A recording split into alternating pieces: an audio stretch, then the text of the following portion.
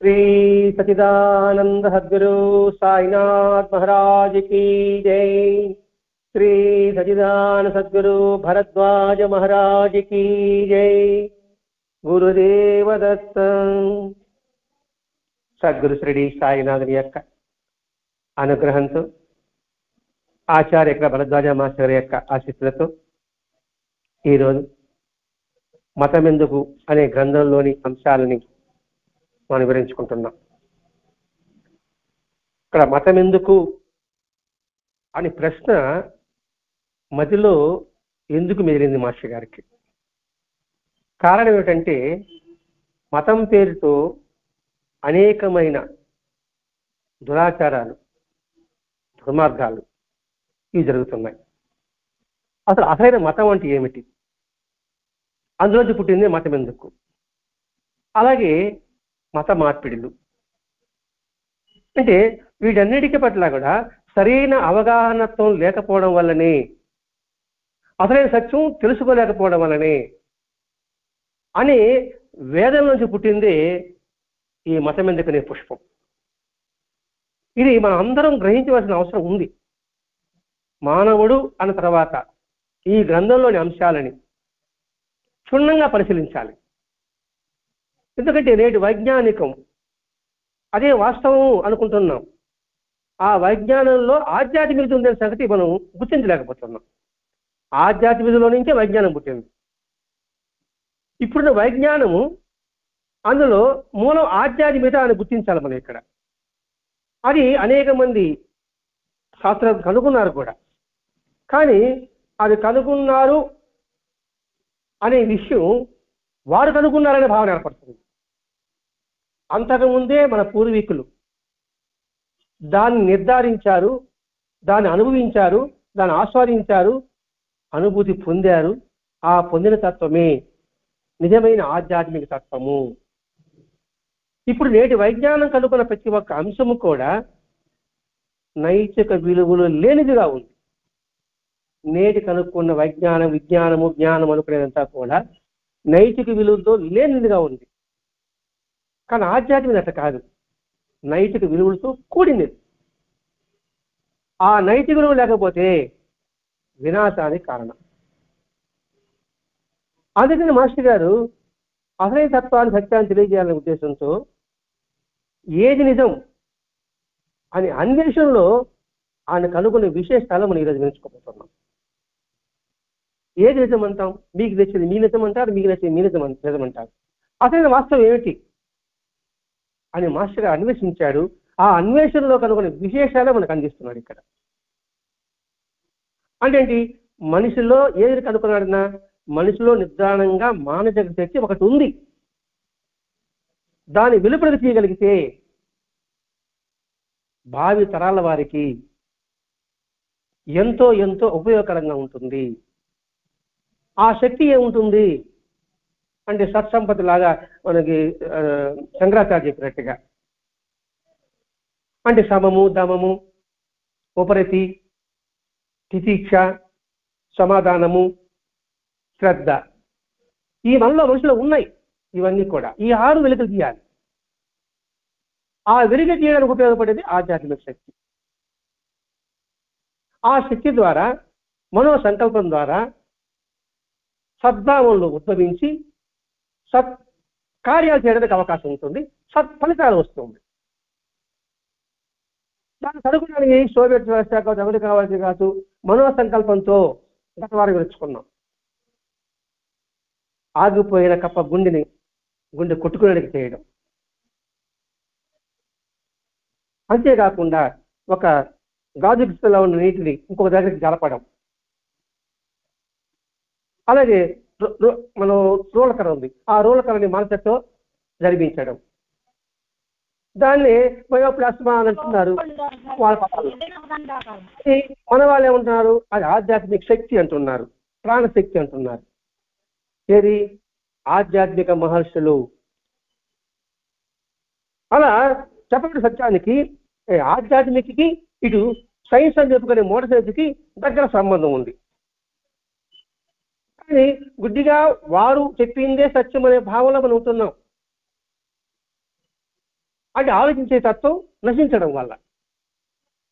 వీళ్ళకన్నా ముందు వాళ్ళు చెప్పున్నారు, వాళ్ళు తెలియజేస్తున్నారు అనే విషయాన్ని మనం గుర్తించలేకపోతున్నాం.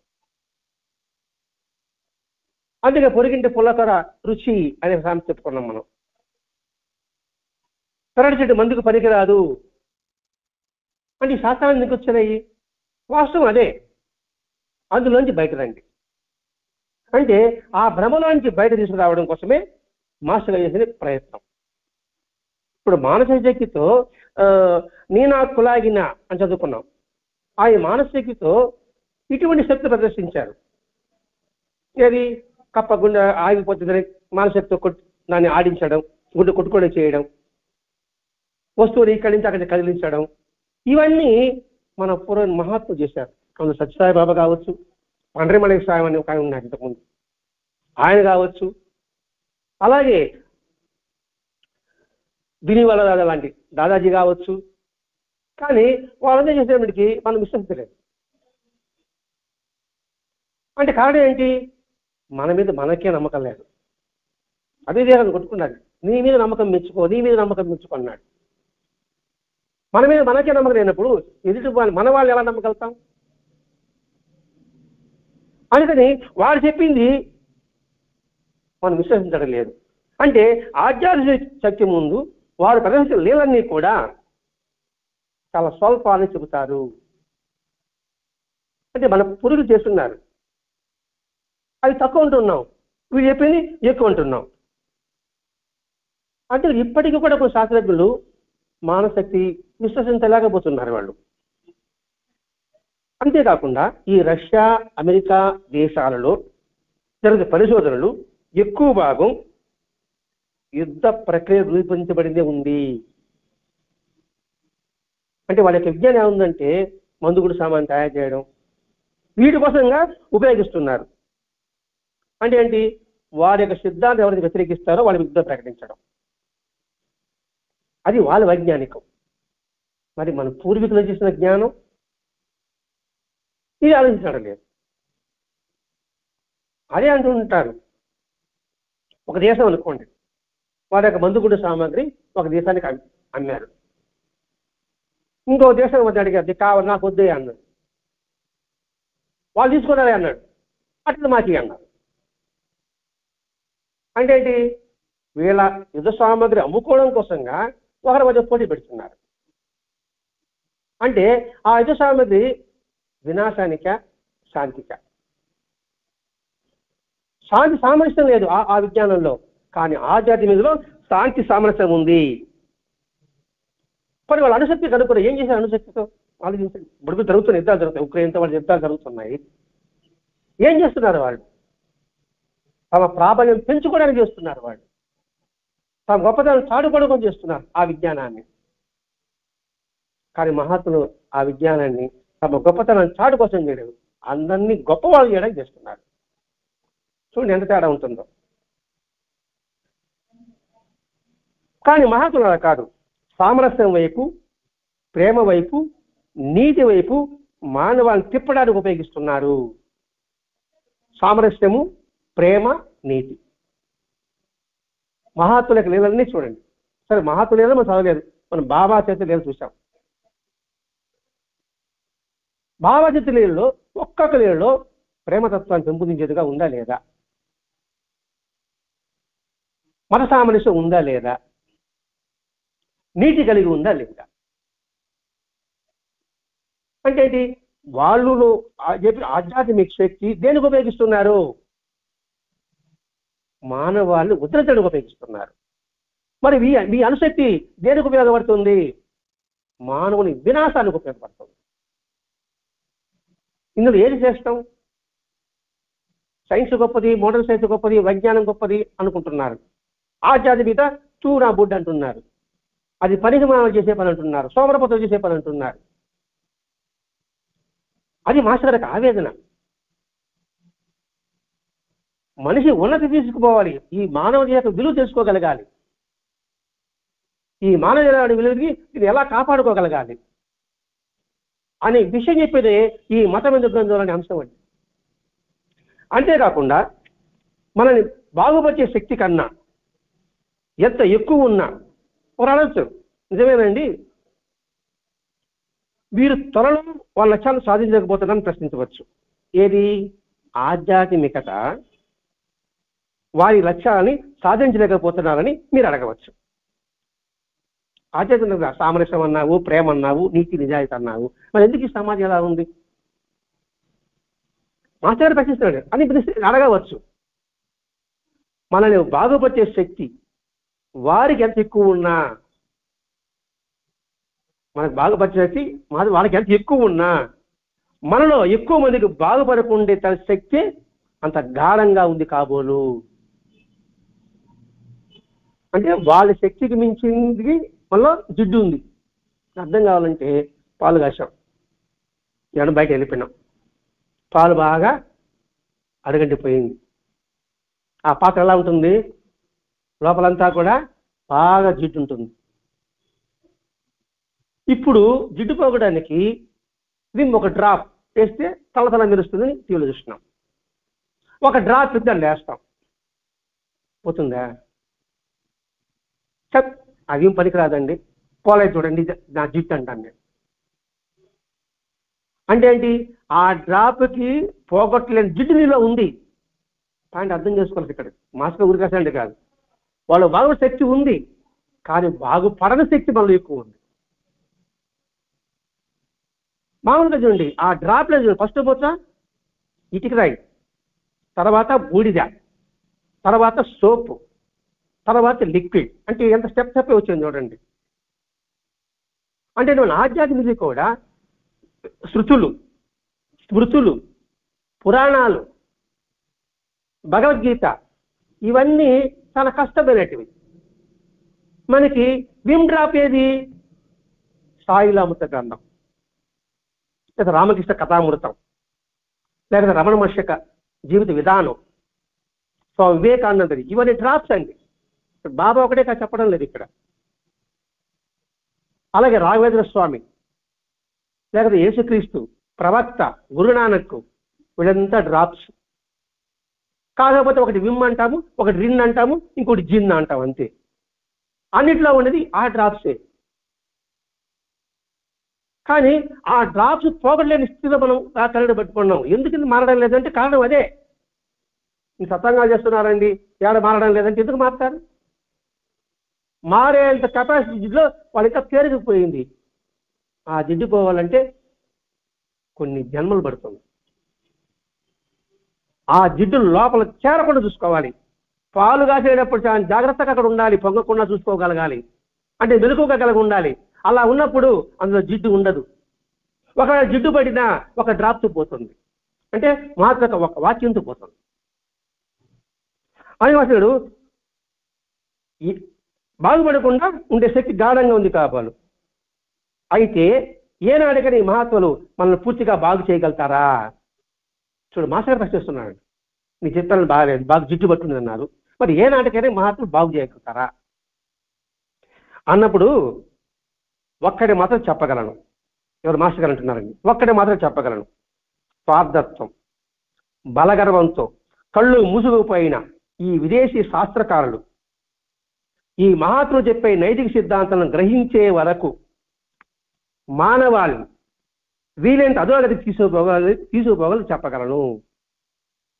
అర్థం కాల? ఒక్కడి మాట చెప్పగలను. స్వార్థంతో బలగర్వంతో కళ్ళు మూసుకుపోయిన ఈ విదేశీ శాస్త్రీకారులు మహాత్ములు చెప్పే నైతిక సిద్ధాంతాలను గ్రహించేంత వరకు వాళ్ళు గ్రహించలేదు కాబట్టి వీరంత అధోగతిగా మానవాళ్ళకి తోస్తున్నది. ఇక్కడ తోస్తుంది అన్నప్పుడు నైతిక సిద్ధాంతాలు ఏమిటి? ఇప్పుడు మహాత్ములు చెప్పిన నైతిక సిద్ధాంతం ఏం చెప్పుకున్నారు మహాత్ములు? మనం ప్రతి ఒక్కటి మనం ఆలోచించుకోవాలండి. సహాయ సహకారాలు, సహాయము సహకారము, దయ, నీతి, నిజాయితీ, అహింస,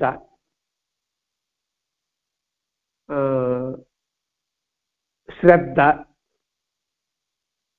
కఠినమైన శ్రమ, ఇవన్నీ ఉంటుందండి. ఇవి నైతిక సిద్ధాంతాలు. ఈ సిద్ధాలు మహాత్ములు చెప్పినవి. ఈ వీటిలో కూడా కఠినమైన శ్రమ లేదు. అంటే ఏంటి? ఈజీగా డబ్బు ఎలా సంపాదించాలి, శ్రమ పడకుండా ఎలా సంపాదించాలి, దానికి అవినీతి కావాలి, ఇతరులు ఏమైనా పోయినా పర్వాలేదు నేను మాత్రం బాగుండాలి, అదే దయ లేకపోవడం, సహాయం చేయడం లేదు, సహాయం పొందడం ఉంది. వాళ్ళ మన సంగతి అదేనండి. మనం సహాయం పొందుతున్నామే కానీ సహాయం చేస్తున్నామా? ప్రకృతి అంతా మనం సహాయం చేస్తుంది. అది లేకపోతే మనం భిక్షకాల కన్నా తీతాలం. మనం అవి దయదలిచి మనకు ఆహారం ఇస్తున్నాయి. ప్రకృతి అంతా కూడా మనం సహాయం పొందుతున్నాం, మరి సహాయం తిరిగి ఏం చేస్తున్నాం? నైతిక సిద్ధాంత ఆధ్యాత్మిక సిద్ధాంతం పెద్ద పెద్దవేం కాదండి. ఈ మామూలుగా ఏం చెప్తున్నాడు ఇక్కడ. ఈ సిద్ధాంతాలు అర్థం చేసుకోలేంత వరకు వాళ్ళు అదొకటే, పైకి రాలేరు. ఒకరా చెడిదేవు ఎందుకు చూసారు సామెతలన్నీ అనే విషయం మనం గుర్తించాలండి. ఇంతెందుకు సుమతి శతకం, సత్యం సుమతి అంటూ ఉంటాడు కదండి. తేలుగు విషయం కొండిలో ఉంటుంది, పాము కొన్ని విషయం కూరలో ఉంటుంది, మనిషికి తిల్లివెల్ల విషయం అంటాడు. ఎప్పుడు చెప్పాడు ఆయన? సుమతి సత్యము సుమతి ఎప్పుడో చెప్పాడు. మనిషికి నిలువెల్లా విషయం అంటే ఎందుకు బాబాగా చెప్పాడు? ఎవరు చెప్పాడు? బాలంగానాలు చెప్పున్నాడు, రే మానవ నమ్మబాకరా అనేసి.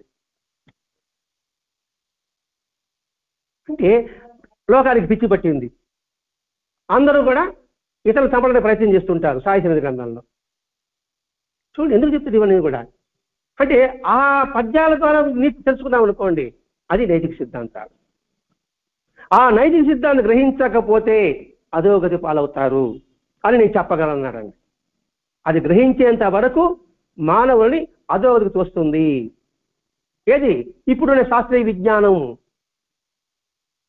అని చెబుతూ, అలానే ఈ మహాత్ములు మనల్ని వీలైనంత వరకు ఉత్తమ గతికి తీసుకుపోగలరు.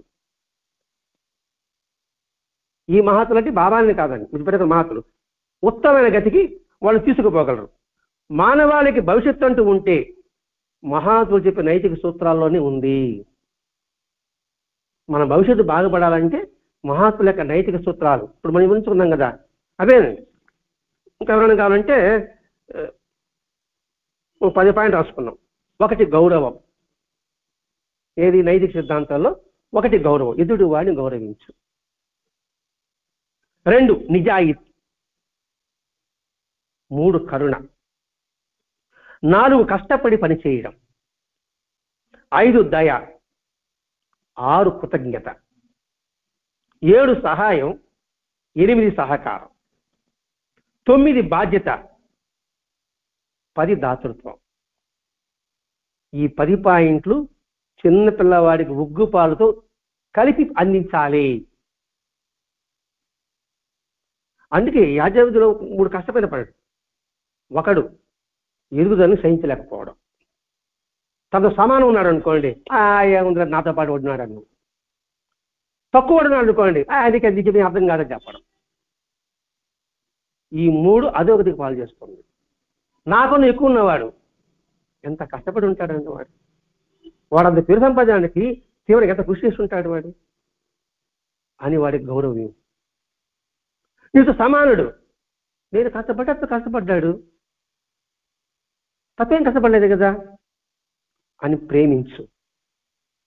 తన తప్పును ఉన్నవాడు, అయ్యో చెయ్యి పట్టి అందించు, ఆశ్రయం ఇవ్వు. ఈ 3 చేస్తాలు ఆధ్యాత్మిక సిద్ధాంతాల్లో అత్యంత ఉన్నత స్థితిగా వాడు వెళ్ళగలడు. అది గౌరవంలో ఉండేది. ఇంకా నిజాయితీ అంటే ఏంటి? ధర్మం కలిగి ఉండడం. సత్యం వద ధర్మం చార. కరుణ కలిగి ఉండడం అంటే ఏంటి? దానికి అహింసే. కష్టపడి పని చేయడం. ఊరికే డబ్బులు వస్తాయా? టీవీలో లలితాది వస్తాయి, ఊరికే డబ్బులు రావండి. ఊరికే డబ్బులు ఏది రావు. కష్టపడిందే పేరు రాదు, కీర్తి రాదు, ధనము రాదు, అధికారం రాదు, విద్య రాదు. ఎట్లా వస్తుంది? ఏమీ రాదు. అది నేర్చుకో. దయ కలిగి ఉండు, కృతజ్ఞతాభావం కలిగి ఉండు, సహాయ సహకారాలు అందిస్తూ ఉండు, బాధ్యత ఎరుగు, మన డ్యూటీ నిర్వర్తించు. దాతృత్వం ఉండు. ఇవేంటి అన్ని మతాలు చెప్పి సారాంశం తక్కువ. కాబట్టి ఆ సూత్రాలకి ఉత్తమానికి తీసుకుపోతుంది మహాత్ముల యొక్క బాట.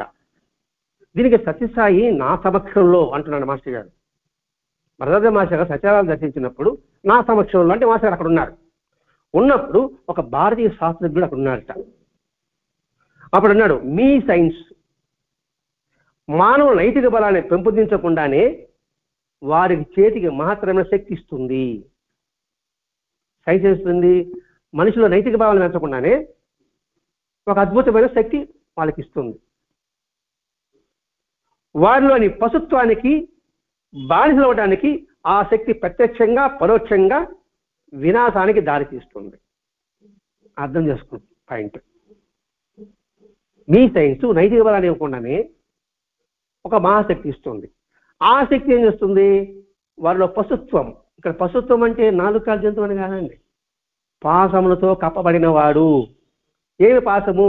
రాగము పాశము, ద్వేషము పాశము, ఇంకా సిద్ధవర్గాలు పాశాలు, నేను నాది పాశము, నువ్వు నీది పాశము. అది పశుత్వం అంటే. ప్రపంచంలో కూడా నేను అగ్రహాన్ని గుర్తింపబడాలి, అది పశుత్వం. ఆ పశుత్వానికి బానిస అయిపోతున్నారు. అది ప్రత్యక్షంగా పరోక్షంగా కూడా వినాశాన్ని దారితీస్తుంది. నేను యుద్ధం చేయడంలే, కానీ యుద్ధ సామగ్రి అమ్ముతున్నా, ఇది పరోక్షం. నేను యుద్ధం చేస్తున్నా, అది ప్రత్యక్షం. ఇది వినాశానికి దారితీస్తుంది.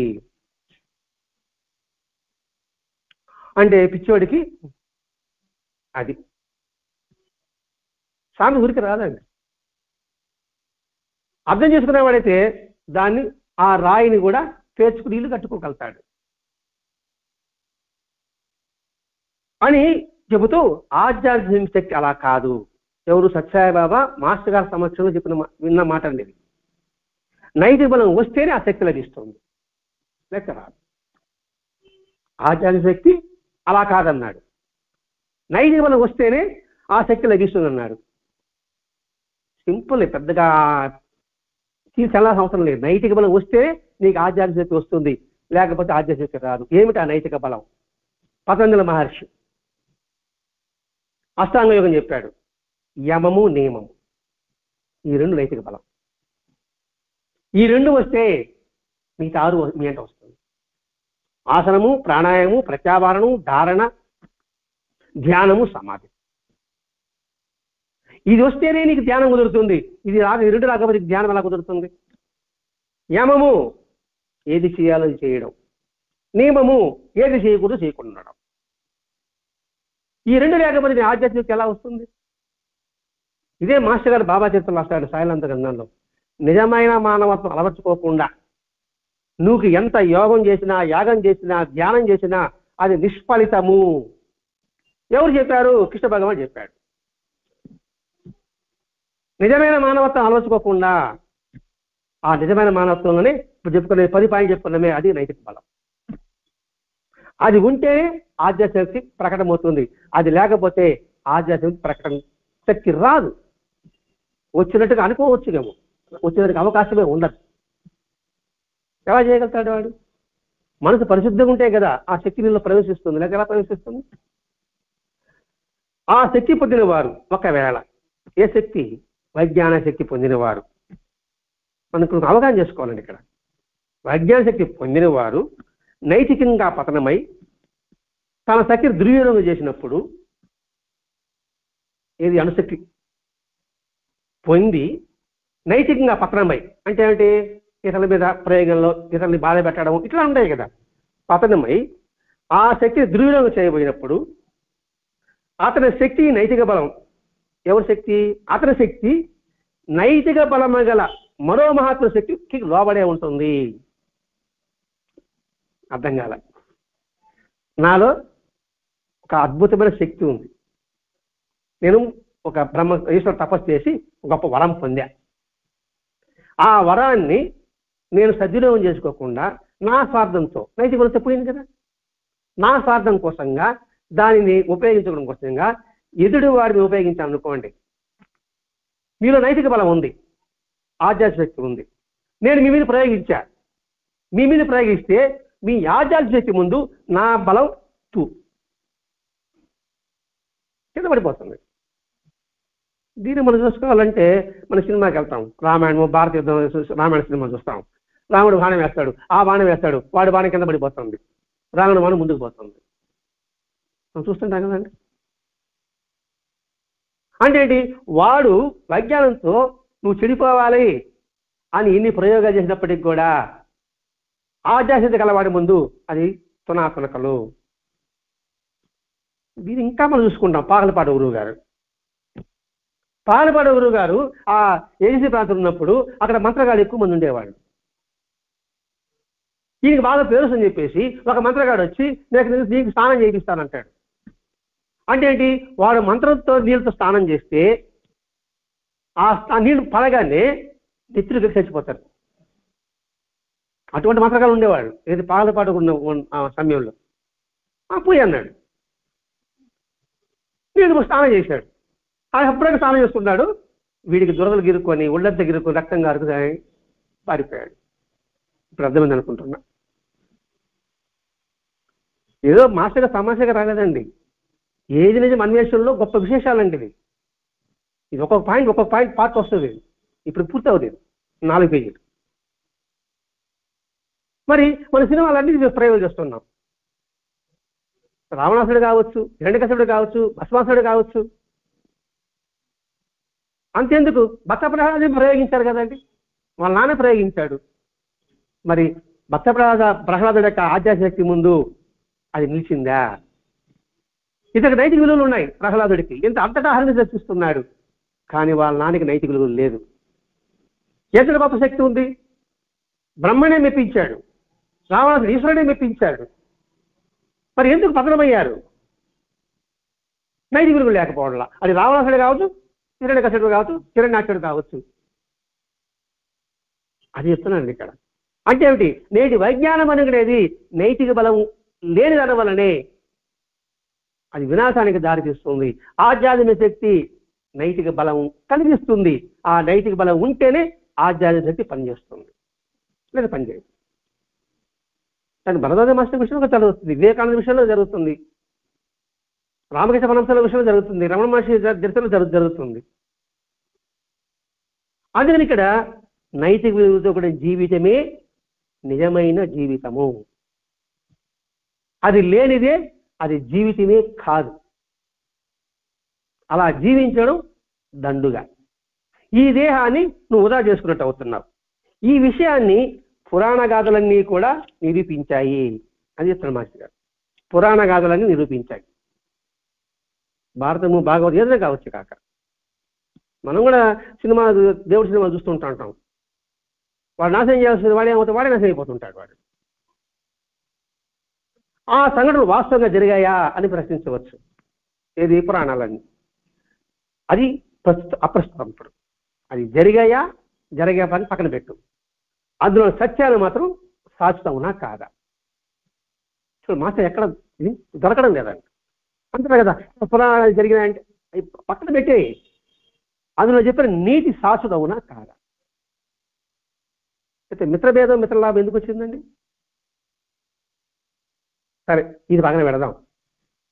అబ్దుల్ కలాము చిన్నప్పటి నుంచి పేపర్లు అమ్మాడు, నువ్వు చూసావా? గుడి దీపుడు చదువుకున్నాడు, నువ్వు చూసావా? అబ్బా అది ఉట్టి మాటలు అంటే ఎట్లా ఉంటుందో ఇది కూడా అట్లాగే ఉంటుంది.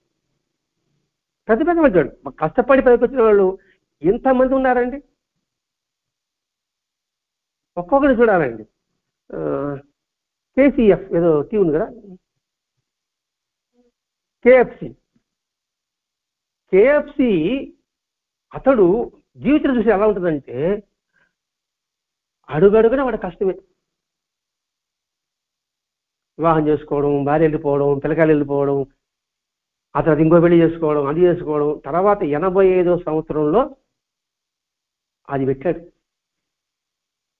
అది ఫిష్ ఫ్రై అని అని పేరు కేఎఫ్సి అంటే. ఫ్రెష్ చికెన్, ఎస్ అంటే ఫ్రెష్ చికెన్, కే అంటే ఏదో పేరు. మరి ఆయన పేరుతో ఇప్పటికి అట్లే ఉందా లేదండి? అదే డ్యూటీ మాట్లాడితే ఎలా ఉంటుందండి? అలాగే పుల్లారెడ్డి స్వీట్స్, మన అధ్యక్షుడు మనకు అర్థమవుతుంది కదా. హైదరాబాద్ పుల్లారెడ్డి స్వీటు ఎంత కష్టపడి ఉంటాడండి. అంబికా దర్బారు బత్తి వాళ్ళు చూడండి, గుంటూరు ఎంత కష్టపడి ఉంటాడండి. అలాగే అడయాల ఆనంద్ భవన్, ఇవైతే బాగా మనకి ఇంపుగా ఉంటుంది. వాటి ఎలా ఉంటుందండి, అధ్యక్ష మనం నమ్ముతున్నాం మనం. అందుకని అందులో సత్యాన్ని గ్రహించు, వాడి కష్టాన్ని గ్రహించు, అది శాశ్వతం. ఆధ్యాత్మిక పరిపూర్ణ అభిలాష కలవారికి ఇప్పుడు ఏ మార్గాన్ని అవలంబించాలా, ఏ మహత్వం చెప్పింది వినాలా, ఏ మతం చెప్పింది నమ్మాలా అని సందేహాలు కలుగుతూ ఉంటాయి. అలాగే ఉంది కదండి, ఏ మతాన్ని నమ్మాలి, ఏ మహత్వం ఆశ్రయించాలి. ఇది ఆధ్యాత్మిక పరిపూర్ణ అభిలాష కలిగిన వారికి. అభిలాష లేని వాళ్ళకి కానీ అభిలాష మనం ఎవరు సాధించాలి, ఎవరు చెప్పాలి, ఏ మహత్వం ఆశ్రయించాలి, ఏ మతం పెట్టుకోవాలి. ఇప్పుడు అంటున్నారు, ఇప్పుడు అవధతులు ఉన్నారా, ఎవరు మహాత్ములు ఉన్నారా అంటుంటున్నారు. ఇప్పుడు మహాత్ములు అవధతులు మనకెందుకు, అర్థం చెప్పారు కదా, వాళ్ళు పట్టుకు చాలు. మన కొత్తగా మన ఎత్తకడు ఎందుకు ఆ మాట అంటున్నారంటే జిడ్డు కృష్ణపోతే అన్నట్టు అన్నమాట. మన అజ్ఞానం కనుక అజ్ఞానం ఎదుర్కొంటాము. ఈ మాట ఎందులో ఉంది, సాయిలాంత గ్రంథంలోనే మాస్టర్ గారు రాస్తున్నాడండి. ఊరికి ప్రమాణం లేకుండా మనం ఏం మాట్లాడకూడదు ఇక్కడ. కానీ అందరూ సందేహాలు ఉంది. సరిగ్గా ఆలోచిస్తే ఏ మార్గమైనా సరిగ్గా ఆచరిస్తే ఒకే స్థితికి దారి తీస్తుంది. నువ్వు ఏ మార్గమైనా సరిగ్గా ఆచరిస్తాడు పదం వాడాడండి ఇక్కడ. నువ్వు సరిగ్గా ఆచరిస్తే ఒకే స్థితికి దారి తీస్తుంది అనే విషయం వివిధ మార్గాల్లో ఉన్న అందరూ మహాత్మ చర్చలు చూస్తే మనకు అర్థమవుతుందండి. అసలు మతం అంటేనే మతిని పెంచేది, మతిని చెడిపేది కాదు. అసలు ఈ మతము, ఈ సనాతన ధర్మము, వీటికి అర్థం ఏంటంటే శరణార్థులను హక్కును చేర్చుకో, మత సహాయాన్ని కలిగి ఉంది. ఈ రెండేది సనాతన ధర్మానికి మూలం. శరణార్థులను హక్కును చేర్చుకో, మత సహాయాన్ని కలిగి ఉంది. ఈ ధర్మం చెప్పింది మన భరత భూమి, సనాతన ధర్మానికి తల్లి లాంటిది అన్నాడు స్వామి వివేకానంద. ఈ రెండు మాట వివేకం చెప్పిన మాట్లాడండి. ద్వేషం కాదు నీకు కావాల్సింది, ఐక్యత కావాలి. సమనం కాదు నీకు కావాల్సింది, శాంతి సామరస్యం కావాలి. అది ఏ మతం చెప్పినా. ఇవన్నీ లేకుండా నువ్వు ఏ మార్గాంశం చేయడం ఉంటుందండి.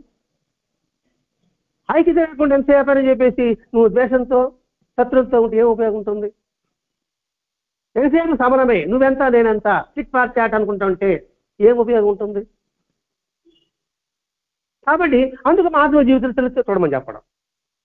నువ్వు ఏ మహత్వ చిత్రం చూడండి, వాళ్ళు చెప్పేది ఐక్యతే ఉంటుంది, శాంతి సామరస్యమే ఉంటుంది, శత్రుత్వం ఉండదు, పరస్పర సహకారం ఉంటుంది.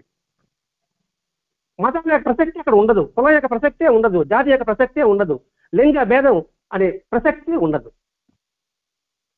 మరి అవన్నీ ఆదర్శంగా తీసుకోగలిగితే నీ మనసు శాంతిగా ఉంటుంది కదా అనే విషయం చెప్తున్నాను ఇక్కడ. ఆధ్యాత్మిక పరిపూర్ణ అభివృద్ధి వాడికి అనుమానం లేకొస్తుంది. ఏ మార్గాన్ని వాళ్ళని నువ్వు ఏ మార్గాన్ని పట్టుకుంటావో దాన్ని సరిగ్గా ఆచరిస్తూ నువ్వు గమనించగలుగుతావు. దానికి ప్రత్యేకంగా ఒక రూపం అవసరం లేదు, ఒక పేరు అవసరం లేదు. నువ్వు ఏ పేరు పెట్టుకుంటావో దాన్ని సరిగ్గా ఆచరించు. పుల్లైనా పెట్టుకో, గమనించేస్తావు. బాబా చెప్పాడు, పుల్లను పెట్టుకుంటే గమ్యం చేస్తావు. ఏంటి పుల్ల? చీపురు పుల్ల ఏం చేస్తుంది? చెత్తను ఊడుస్తుంది, అంతే కదా. అట్లా మన మతం చెత్తను ఊడుస్తుంది, తిమ్ముతుంది. కాబట్టి మన హృదయంలో చెత్తను తీసి పారాయి, ఎదుటి వారి హృదయంలో చెత్తని తీసేటట్టుగా నువ్వు ప్రయత్నం చేయి.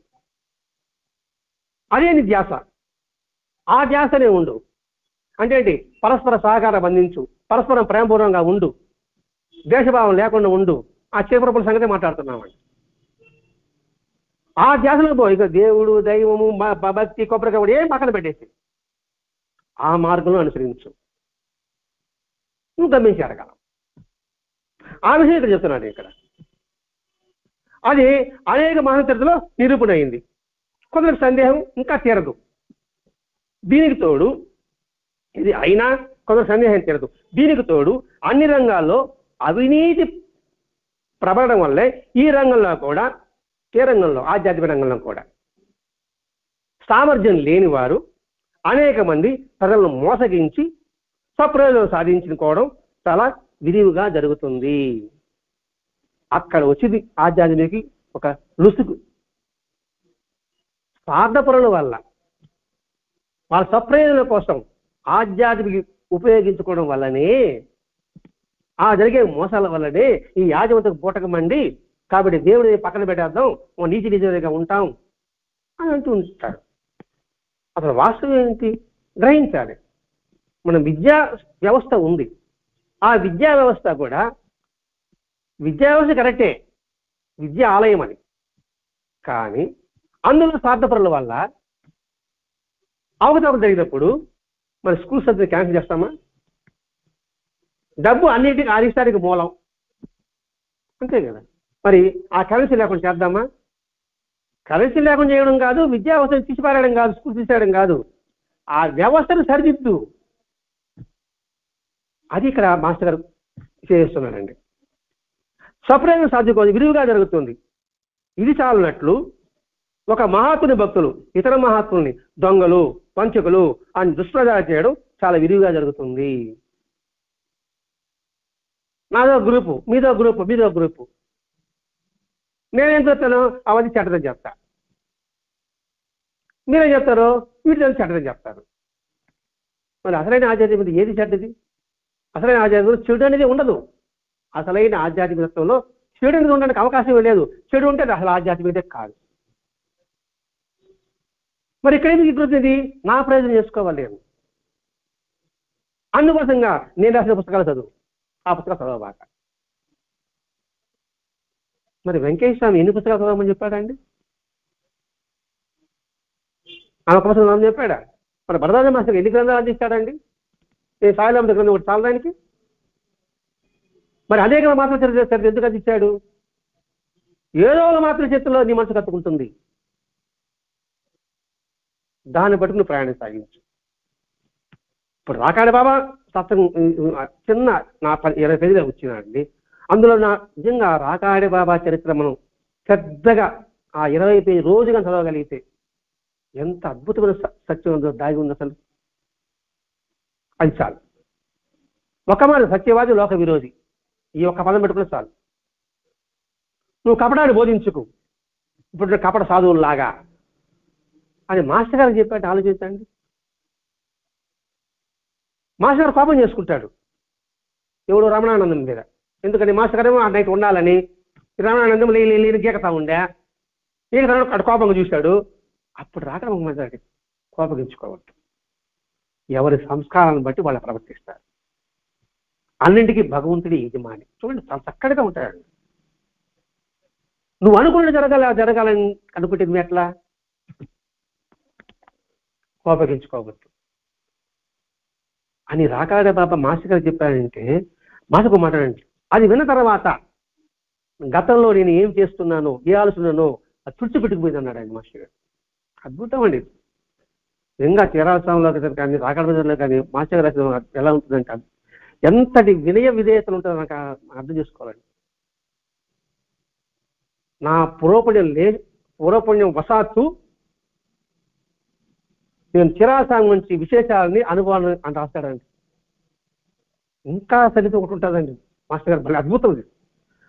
చిరాస్వామి సమాధి ఎక్కడో కడపలో ఉన్నాయని చెప్తారు కదా, ఒక లెటర్ రాస్తాడు కదా రామకృష్ణారెడ్డికి. అక్కడ మాస్టర్ గారు రాస్తుంది ఎట్లుంటాయంటే, మా ఆధ్యాత్మిక బృందంతో సన్నిహితుడైన రామకృష్ణారెడ్డికి నేను లెటర్ రాశానంటాడండి. మా ఆధ్యాత్మిక బృందంతో సన్నిహితుడైన రామకృష్ణారెడ్డికి నేను తెలుసుకోమని రాశానండి. ఏంటండి ఏం వాక్యం అని? అది మనసులో మనం ఊహించగలమా? ఆ పదాలు మనం ఎదురు గౌరవం ఇవ్వగలమా? చూడండి, మా ఆధ్యాత్మిక బృందంలో సన్నిహితుడైన కళ్ళు నీళ్ళు పడతాయండి. రామకృష్ణారెడ్డికి నేను కనుక్కోమని లెటర్ రాశానంటాడు. స్టూడెంటే కదా, నా స్టూడెంట్కి లెటర్ రాసి చెప్పచ్చు కదా మాస్టర్ గారు. చూడండి, అదండి మనం నేర్చుకోవాల్సింది. ఎదుటివాడి గౌరవం అంటే ఇది. మాస్టర్ గారు ఎంత, ఆ స్టూడెంట్ ఎంత, IAS officer, professor, English professor, అతని విద్యార్థి, అతను రాసుకోవచ్చు కదా మా స్టూడెంట్ లెటర్ రాశాను అని. అది కళ్ళీలో వస్తుంది. మా ఆధ్యాత్మిక బృందంలో సన్నిహితుడైన, ఆధ్యాత్మిక బృందం అయితే సన్నిహితుడైన, సన్నిహిత సభ్యుడైన సన్నిహిత సభ్యుడు అంటారు వాళ్ళ, సన్నిహిత సభ్యుడైన, మర్చిపోతాడు ఒక లేదు, ఒక పదాలు లేదు, రామకృష్ణారెడ్డి. అదండి మాస్టర్ యొక్క స్థితి. ఎంతమంది అర్థం చేసుకుంటున్నాం? ఈ ఒక్క వార్త మనం మనసు పెట్టుకున్నా కూడా చాలండి. ఎదుటి వారిని చులకనగా చూడడం, ఎదుటి వారిని అగౌరవపరచడం, ఇంత ఉండాలండి ఆధ్యాత్మిక శక్తిలో.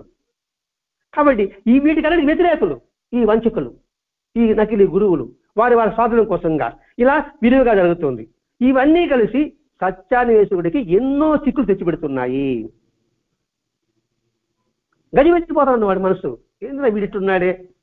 అంతేందుకు మాస్టర్ గారి సాంప్రదాయంలో ఒక్కొక్కరొక్క చూడండి ఎలా ఉన్నారు. వాళ్ళ మాస్టర్ గారు మా గురువు అంటున్నారు, మేము మా శిష్యులం అంటున్నారు. మనం చూసాం, మన సమ్మేళనం చూసినాం, మన సమ్మేళనం మనకి నిదర్శనం. ఒక్కొక్కరు వాళ్ళ ప్రవర్తన ఎలా ఉందండి. అప్పుడే వస్తుంది మాస్టర్ గారు చూడడం వాళ్ళకి ఏమనిపిస్తుంది, ఏంటరా మాస్టర్ గారు శిష్యులు అంటున్నారు, వీళ్ళు మాస్టర్ గారు భక్తులు అంటున్నారు, ఎందుకు ఇలా ప్రవర్తిస్తున్నారు, అసలు నిజంగా మాస్టర్ గారి శక్తి అసలు లేదు కాబోదు అనే ఆలోచన వస్తుంది కదండి. మాస్టర్ ఎప్పుడు రాస్తున్నాను ఇక్కడ నిజమైన చూడండి సత్యాన్వేషకుడికి ఎన్నో చిక్కులు తెచ్చిపెడుతున్నాయి. అప్పుడు మనం ఏం చేయాలి, దానికి సమాధిస్తున్నాడండి. ఈ పరిస్థితుల్లో ఒక కబీరు, ఒక రమణ మహర్షి, ఒక షిరిడీ సాయినాథుడు, ఒక రామకృష్ణ పరమహంస వంటి అనేక మహాత్ములు చెప్పిన ఒక సత్యం ఆశాజ్యోతిగా మెరుస్తుంది. చూడమని చెప్పాలా, చదవమని చెప్పలేదండి. వారి యొక్క జీవితం ఆశాజ్యోతిగా మెరుస్తుంది, మిడికి మిడికిమంటుంది. ఆ మెరుపును గుర్తించు. కబీర్ యొక్క జీవితం చూడు,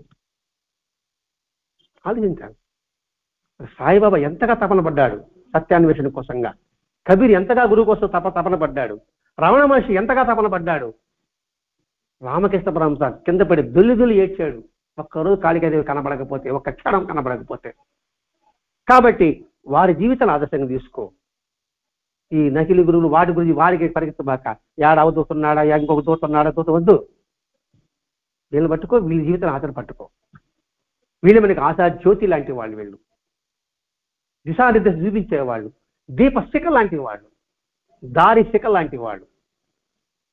మనకు దారి పోతామంటే కనబడి మనకు దారి చూపించే దీపాలాంటి వారు. అన్వేషకుడి ఆర్తి తీవ్రమైనప్పుడు అందుకు తగిన మార్గం చూపే మహాత్ముడు వారికి లభిస్తాడు. నువ్వు పరిగెత్తవల్లే, ఇందులో నిజమైన నీతి నిజాయితీ అన్వేషించగలిగితే వారే నీ దగ్గరకు వస్తారు. ఎవరు వచ్చారయ్యా? మార్పా గారు. ఎవరి దగ్గరికి వెళ్ళాడు? నెలారప్పుడు ఎత్తుక్కుంటా వెళ్ళాడా లేదా? రేగే మేగుడు చూడండి, మేగుడు రేగే తపన పడ్డాడు రేగే. మరి విష్ణుమూర్తి కనబడి వెళ్ళరా తిరిగి సాయిదా అంటే చెప్పాడా లేదా? ఉన్నారండి, మనం గ్రహించలేకపోతున్నాం. మన ప్రయత్నం అనవసరం. సంకల్ప శక్తి ఉంటే ఆ ప్రయత్నానికి ప్రకృతి నీకు దరిచేరుస్తుంది. ఈ విషయం కూడా పాలపడకు వస్తుందండి. గాయత్రి సిద్ధి గురించి చెప్తాడండి. ఆ గాయత్రి ఎలా కలుగుతున్నప్పుడు అద్భుతమైన పాలపాడ గురు గారు వివరణ మాటలు. ఆ గాయత్రి సిద్ధిలో అంతరార్థం ఏమిటి అంటే, ఒక చిన్న ఒక వాక్యం చెప్పుకుంటాం. నీలో సత్సంకల్పం ఉంటే సత్కార్యాలు జరుగుతుంది. ఆ సత్కారం జరిగినప్పుడు నా వల్ల జరిగిందని మాత్రం భావించవద్దు. భగవంతునికి ఇచ్చిన అవకాశాన్ని భావించు. ఆ భావన స్థిరంగా నిలుపుకో. అదే గాయత్రి సిద్ధి. నేను సింపుల్గా 4-5 మాటలు చెప్పాను, అంటే పూర్తిగా వివరణ ఇవ్వలేకపోతున్నా, ఉన్నదో చెప్పలేకపోతున్నాను, ఇప్పుడు జరిగింది కదా. మరి ఇవన్నీ ఏంటండి? ఇవన్నీ కూడా నేటి వైజ్ఞాన శాస్త్రం అనేది మనకి అది సంప్రాప్తి చేస్తుందా అంటే లేదు. పశుత్వము, స్వార్థత్వము, బానిసత్వము అవి నేర్పుతుంది. మహాత్ముల చరిత్ర ఇటువంటి మహాత్ముల చరిత్రలో ఇటువంటి నిదర్శనాలు ఎన్నో చూడవచ్చు. నా అనుభవంలో. ఎవరు అనుభవం? మాస్టర్ గారి అనుభవంలో. నా అనుభవం అంటే మాస్టర్ గారి అనుభవం. ఎందుకంటే ఏది నిజం అన్వేషణలో విశేషాలండి ఇవన్నీ కూడా. మహాత్ముల చరిత్ర పఠన, వారి ఉపదేశాలకు వచ్చిన చింతన, వారిని ధ్యానం చేయడం చాలా ప్రయోజనకారిగా కనిపిస్తున్నాయి. ఎక్కడ దొరకదండి మాస్టర్ గారు. పఠనం చేయండి, చరిత్ర చదవండి, ప్రయోజనకారిగా కనిపిస్తున్నాయి. నువ్వు చూస్తే నీకు కనిపిస్తాయి.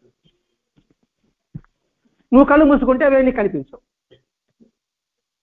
సులభమైన మార్గం ఒకటి చరిత్ర పఠనం, రెండు వాళ్ళు ఉపదేశాలకు వచ్చే చింతన. ఇదే మనకి బోధామృతం. ఆయన బోధామృతం ప్రతి బుధవారం మనకు వచ్చేది. బాబు ఉపదేశాలు చూడండి, ఇప్పటికి నాలుగు సత్సంగాలు అయినాయి, ఇంకా 4-5 చదువుతాయి. అంటే వాళ్ళ ఉపదేశాలకు వచ్చి నిరంతరం చింతన, దాని నిరంతరం ధ్యానం. అంటే ధ్యానం అంటే ఇరుకులో కలిగి ఉండడమే మనకి ప్రయోజనకారిగా అది కనిపిస్తుంది. ఇంత విషయం చెప్పాడు. వీటికి మళ్ళా మొట్టమొదటికి వెళితే మనకి మాస్టర్ గారు ఏం చెబుతున్నాడు అంటే, ఈ మోడర్న్ సైన్స్ విజ్ఞానం ద్వారా నీలో ఉన్న మానశక్తిని మేల్కొల్పుతుంది. మేల్కొల్పితే నీలో సత్సంకల్పం ఉంటే ఆ సత్సంకల్ప ప్రకారంగా సత్ఫలితాన్ని కనిపిస్తాయి. అది మన పూర్వీకులు ఎప్పుడూ చేశారు. దాన్ని గుర్తించు. నీ ఇంట్లో ఉన్న పెరటి చెట్టు నీకు మందుకు పనికొస్తుంది, అది గుర్తించు. ఒకవేళ దాన్ని గుర్తిస్తే నీలో నైతిక బలం లేకపోతే అది వినాశానికి దారితీస్తుంది. అది నైతిక బలం చేకూర్చలేదు. ప్రమాణం ఇప్పుడు చూస్తూనే ఉన్నాం, అణుయుద్ధాలు చూస్తూనే ఉన్నాం. మరి ఎందుకు అణుయుద్ధాలు జరుగుతున్నాయి ఇక్కడ? తన యొక్క పెద్దరిక నిలబెట్టుకోవాలండి, అంతే కదండి. మన భారతదేశం తన పెద్దరిక నిలబెట్టుకోవాలని ఎక్కడ యుద్ధం చేసిందా? అందుకని ప్రపంచంలో పూజాగది లాంటిది మన భారతదేశం. అలెగ్జాండర్ ప్రపంచం అంతా జయించాడు. భారతదేశం ఒక మహాత్ముడు చెప్పిన మాటకి అవాక్కయ్యాడు, తిరిగి వెళ్ళిపోయాడు. అటువంటి భూమిలో మనం పుట్టాం అని మాస్టర్ గారికి గుర్తు చేస్తున్నాడు ఇక్కడ. మన వైజ్ఞానానికి ఆధ్యాత్మిక ఏం చేస్తుంది? నైతిక విలువలు బోధిస్తుంది. ఆ నైతిక విలువలు ఉంటేనే ఆధ్యాత్మిక శక్తి పనిచేస్తుంది, పనిచేయదు. నువ్వు ఎంత తపస్సు చేసే, ఎంత యోగం చేసినప్పటికీ కూడా ఇది లేనిదే అది నీకు పని చేయదు. ఒకవేళ ఆ నైతిక బలంతో ఉన్నవాడు ఆధ్యాత్మిక శక్తి ఉన్నవాడి మీద బలప్రయోగం చేస్తే అది నిర్వీర్యమైపోతుంది. ఆధ్యాత్మిక శక్తి ముందు ఆ అణుశక్తి నిలబడదు. దైవశక్తి ముందు దెయ్యాల శక్తి నిలబడదన్నట్టుగా. అది గుర్తించగలిగితే నిజమైన ఆధ్యాత్మికతని నువ్వు గ్రహించగలవు. మరి ఏ మార్గాన్ని వెళ్ళాలి? చూడు, రమణ మహర్షి జీవితం చూడు, రామకృష్ణ పరమహంస జీవితం చూడు, కబీర్ యొక్క జీవితం చూడు. కబీర్ ఎంత తపన పడతాడండి గురువు కోసంగా. రామానందుడు అసలు కబీర్ జీవితం చూస్తాడు. కబీర్ జీవితం ఇవే ఇప్పుడు 10 పాయింట్లు చెప్పుకున్నామే, అదే కబీర్ జీవితం అంతా కూడా. ఆయన చెప్పిన సూక్తులు కూడా ఇవే. అలాగే సాయిబాబా అన్వేషించాడు. ఒక పులివాడు ఎదురు పడ్డాడా లేదా?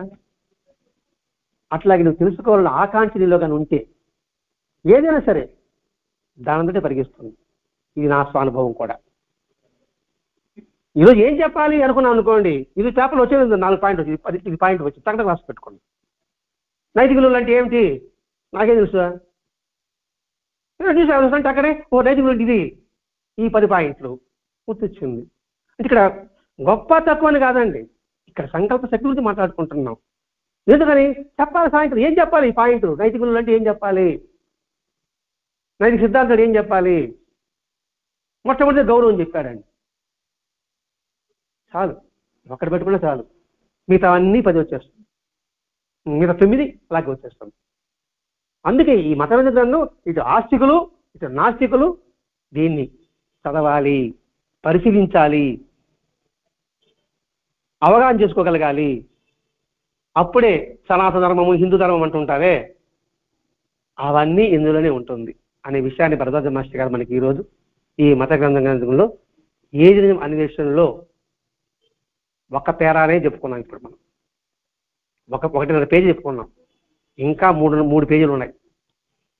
అది 3 బిట్లుగా శుక్రవారం శనివారం వస్తుందేమో చూద్దాం. స్వస్తి. శ్రీ సచిదానంద సద్గురు సాయినాథ్ మహారాజ్ की जय. श्री सच्चिदानंद सद्गुरु भरद्वाज महाराज की जय. गुरुदेव दत्त.